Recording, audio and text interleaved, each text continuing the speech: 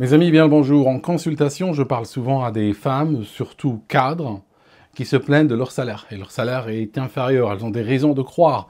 Elles ont des fois des informations anecdotiques qui tendent à prouver que leur salaire, leur traitement est inférieur à celui de leurs collègues hommes. Bien entendu, ceci est de la discrimination et extrêmement réprimé dans le droit. Alors, pour régler cette question, je me suis rapproché d'une amie avocate. Je lui ai posé la question directement, que dit la loi, quels sont les recours, comment faire si on se sent discriminé au traitement. Alors, une chose importante.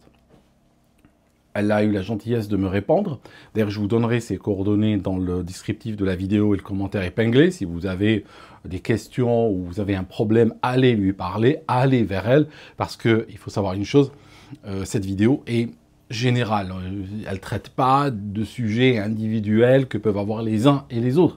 Donc, si vous voulez savoir le mérite de votre demande, allez voir un avocat. Et dans l'occurrence, une avocate dont je vous donne les coordonnées. Alors, autre chose que j'aimerais vous dire. Je vais essayer de vous répéter ce qu'elle m'a dit. Mais en réalité, je vais vous répéter ce que j'ai compris de ce qu'elle m'a dit. Donc, si jamais il y a une erreur, si jamais il y a une bourde, ce n'est pas elle, c'est moi, c'est le messager, c'est pas elle. D'accord? Juste qu'on soit d'accord. Alors, les femmes auxquelles j'ai parlé ces dernières semaines, de très nombreuses sentent qu'elles sont moins bien payées. Ceci, bien entendu, est illégal.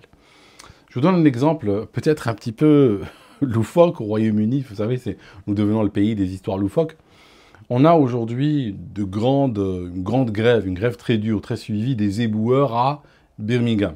Pourquoi? Parce que la municipalité, elle a décidé de partir sur l'égalité parfaite des salaires hommes-femmes, et ils ont été vers les éboueurs, qui sont principalement des hommes, et ils leur ont dit, écoutez, les femmes qui travaillent pour la mairie sont moins bien payées que vous. Donc ce qu'on va faire, on va abaisser votre salaire à vous, donc nivellement par le bas, on va abaisser votre salaire, et puis comme ça tout le monde est content. En réalité, c'est une manière détournée pour la mairie de faire des économies salariales, parce qu'ils n'ont même pas dit on abaisse le vôtre, on augmente le leur, et puis comme ça on se rencontre au milieu. C'était même pas ça, c'était juste on abaisse votre salaire pour matcher celui des femmes.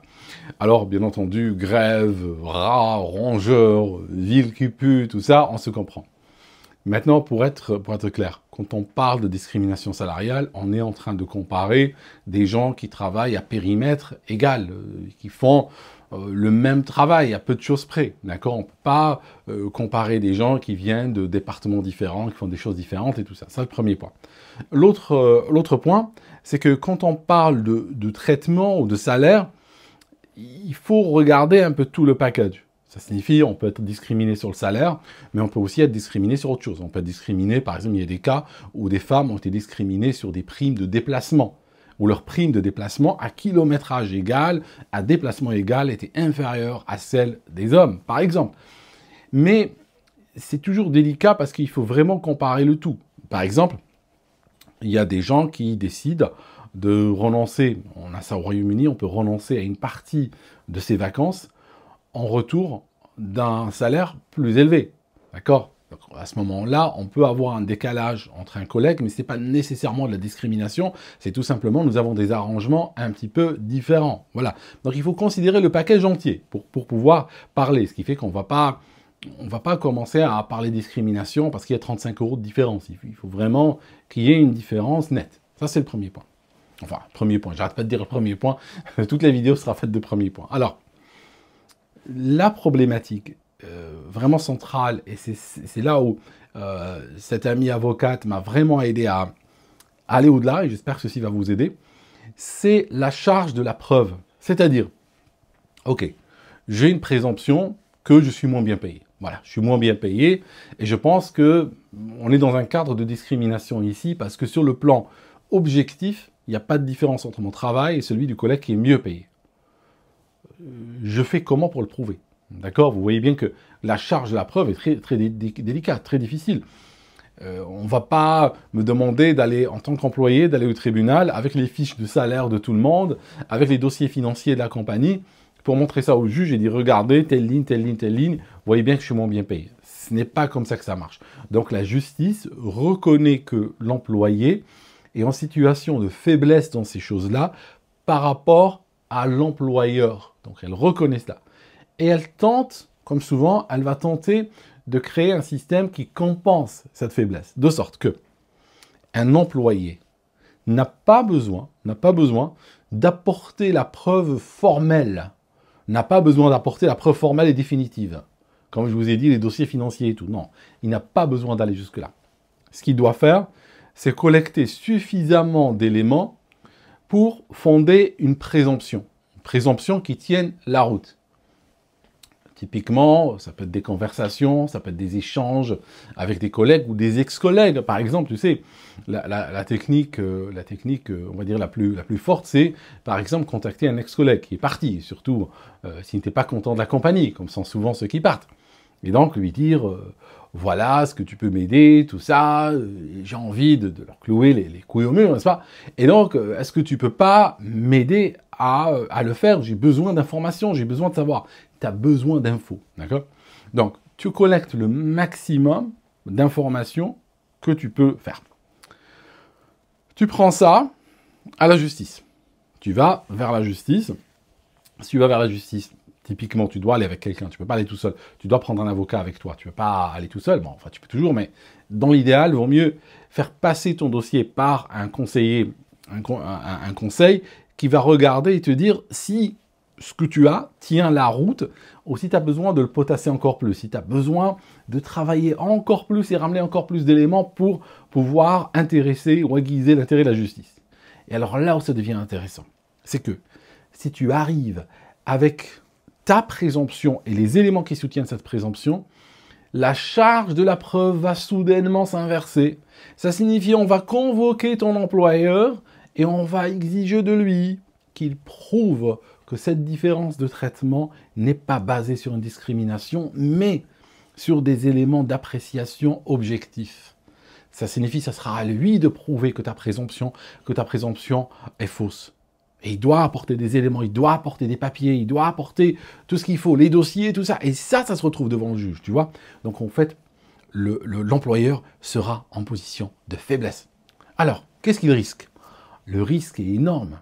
Pourquoi? Parce que il y a eu des cas où l'employeur arrive, dit non, celle-là, ben, elle est moins bien payée parce que, voilà, il donne des raisons, mais ces raisons ne sont pas valables.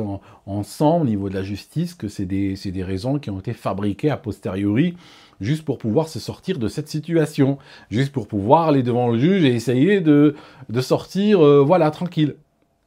Mais si la justice n'est pas dupe et qu'elle ne suit pas le raisonnement de l'employeur, et ce qui arrive souvent, parce que la justice en général est très pro-employé, eh bien que se passe-t-il? Il y a une condamnation qui tombe. Et dans ce cas, ça peut donner quoi? Alors typiquement, ça donne déjà un minima pour parler, la restitution des salaires et des contributions qui vont avec. Ça signifie, si par exemple, quelqu'un est discriminé, mettons, de 1 000 € par mois pendant 5 ans, ça fait 60 mois. Donc là, déjà, avant de parler, c'est 60 000 € déjà, pour commencer. Deuxièmement, il faut que dans les contributions de retraite, etc., il faut qu'à posteriori, on fasse des versements et tout, qui correspondent justement à hauteur justement de 60 000 €. Par la suite, il y a le dommage moral, il y a le tort moral. Il faut rajouter par-dessus le tort moral. Dans un cas que mon ami m'a donné, il y a une femme qui a porté plainte une fois qu'elle a été éjectée de la compagnie, qu'elle a été virée, licenciée. Et donc, ce qu'elle a fait, elle a ramené sa fiche de salaire. Et là, c'est vrai que je trouve que la preuve est quand même assez lourde. On n'est plus dans la présomption, mais là, on est sur des choses beaucoup plus solides. Elle a apporté sa fiche de salaire et les fiches de salaire de 3 collègues mâles, 3 collègues masculins qui faisaient le même travail. Mais attendez, je ne suis pas en train de vous dire, vous devez ramener ça. On peut s'en sortir avec beaucoup moins de papier. Parce qu'on parle de présomption, pas de preuve. Mais elle a ramené des preuves en réalité. Non seulement elle a été dédommagée, on lui a restitué les salaires, donc de manière rétroactive, qui n'ont pas été versés, et en plus, on l'a réintégrée. Parce que elle a dit que, voilà, sa performance a été affectée par le fait qu'elle était discriminée, elle se sentait mal, etc. Et comme la discrimination a été avérée, bon, ben voilà, quoi. Je vous assure, c'est tellement grave que personnellement, si un jour je devais acheter une compagnie, une entreprise, je vérifierai dans les dossiers de la compagnie s'il n'y a pas ce genre de choses. Et je n'achèterai pas une compagnie où je vois un historique de discrimination envers les femmes. Pourquoi? C'est tout simplement que si tu achètes une telle compagnie, d'ailleurs je suis même pas sûr que KPMG ou Ernst & Young ou autres font leur due diligence jusqu'à ce niveau de détail, parce que quand tu achètes une compagnie, tu achètes aussi tout le passif légal et social qui peut retomber sur toi. Donc si la compagnie a fait une fraude ou autre, ou a violé la loi d'une manière ou d'une autre, et tu n'étais pas là, tu possédais même pas la compagnie en ce temps-là, mais le fait de l'acheter, ça peut soudainement t'exploser à la figure 6 mois plus tard, 1 an plus tard, et à ce moment-là, c'est toi qui payes. Donc tu dois inclure, si tu vois qu'il y a si tu vas acheter une entreprise, tu dois inclure ce risque dans le pricing que tu fais. Si tu vois par exemple qu'ils ont discriminé une cinquantaine de femmes pendant 10 ans, bon, tu fais tes multiplications, tout ça, tu regardes, ça te fait une jolie somme, tu dis, moi je suis obligé d'enlever cette somme du prix parce que je suis obligé de la bloquer dans un compte parce que c'est une exposition légale que je vais avoir. Parce qu'il y en a une qui porte plainte, il y a ça aussi que je voulais te dire, c'est que si on a une qui porte plainte et qu'elle a gain de cause, il va se passer quoi après à ton avis? Toutes les autres, parce que si on a discriminé une femme, c'est qu'en général, dans cette compagnie, on a fait la même chose à d'autres. Et par la suite, bon, tu imagines l'accélération du phénomène. Donc, franchement, ça vaut pas la peine. Honnêtement, ça vaut pas la peine. Peu importe les idées qu'on peut avoir les uns et les autres, je veux dire, à travail égal, il faut les payer de manière égale et puis oublier, quoi, tourner la page. Parce que le morflage qu'on peut avoir est quand même assez énorme. Voilà, mes amis. En tout cas, si vous n'êtes pas content ou contente de votre salaire. À propos, ça peut arriver aux hommes aussi, même si quand on pense discrimination salariale, on pense aux femmes, ça peut arriver aux hommes. Imagine, tu es dans une start-up, 90% féminine, très, voilà, progressiste comme on dit, et que, par exemple, le créateur, la créatrice ou la direction décide il est temps de rétablir la justice sociale et les hommes seront moins bien payés ici. Tu es fondé à porter plainte. Si tu es un homme, tu dis, moi je suis moins bien payé, c'est de la discrimination. Donc tu peux porter plainte, même si c'est des cas qui sont plus rares. En tout cas, si vous n'êtes pas content de votre salaire ou contente de votre salaire, je vous conseille d'aller voir Quiluse. Je vous donnerai leur nom dans le commentaire de la vidéo, leur lien. C'est pas des partenaires, c'est des amis, d'accord? Donc c'est des gens qui peuvent vous aider à bouger dans votre carrière, ou si vous avez perdu votre travail, peuvent vous aider à en retrouver. Leur travail est financé par Pôle emploi, en fait, donc c'est pas vous qui payez. Ils peuvent même offrir du coaching individuel, même pas dans un groupe, coaching face à face, personne par personne. Donc ils sont extrêmement bons. C'est réellement la Rolls de ces choses-là, et vous pouvez retrouver le lien dans le commentaire.